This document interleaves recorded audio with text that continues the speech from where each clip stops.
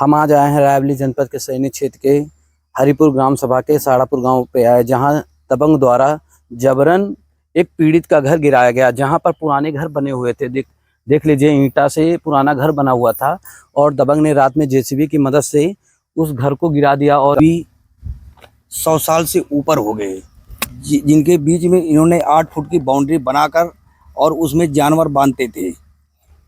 कुछ दबंगों ने डरा धमकाकर इनको मारने की बहुत कोशिश की। क्या नाम है दबंग? कौन दबंग है? इसकी शिकायत कहीं की है? ये दबंग है राजेश कुमार पुत्र ठाकुरदीन, अवधेश कुमार उर्फ बउआ, ये है पुत्र रामनाथ की, प्रेम सागर ये पुत्र हैं ठाकुरदीन, और एक है नागेश्वर जिनको भुल्ले गांव के नाम से जाना जाता है, और एक विजयपाल पुत्र बचनू। इन लोगों ने मिलकर जेसीबी मंगवाकर कुछ कार्रवाई दिन में किया। हमने प्रशासन को फ़ोन किया, प्रशासन आई, हमारी मदद किया। प्रशासन के जाने के बाद तुरंत उन्होंने रात में हमारा जो हमारा 10 टाली ईंटों की मदद से हमारी बाउंड्री थी, उसको जेसीबी के द्वारा खुदवा कर और एक तालाब में गड़वा दिया है। मना करने पर उसके बाद में उन्होंने आक्रमण, जो हमारी गांव के बीच में बगल से उसी की बगल से हमारे गांव में आम जनता के लिए सरकारी रोड जाती है, उस पर जेसीबी के द्वारा उन्होंने आक्रमण किया। हमने गांव के प्रधान और बीडीसी को तुरंत फोन के द्वारा बुलाया। प्रधान और बीडीसी आने के बाद उन्होंने रुकवाया।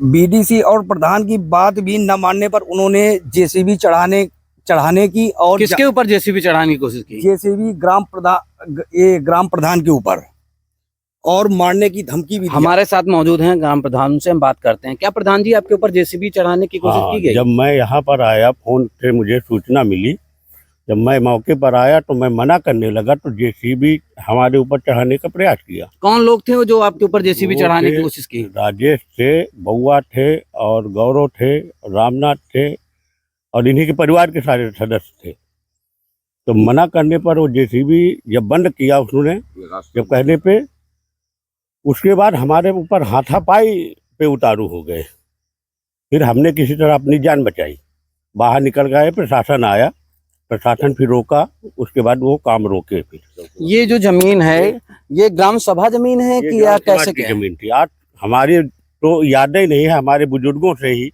ये आम रास्ता थी। यहाँ खरंजा भी लगा हुआ लाल ईंट का, वो खरंजा भी बंद किए दे रहे हैं, और उसके बाद वो जबरन इसमें कब्जा करना चाहते हैं।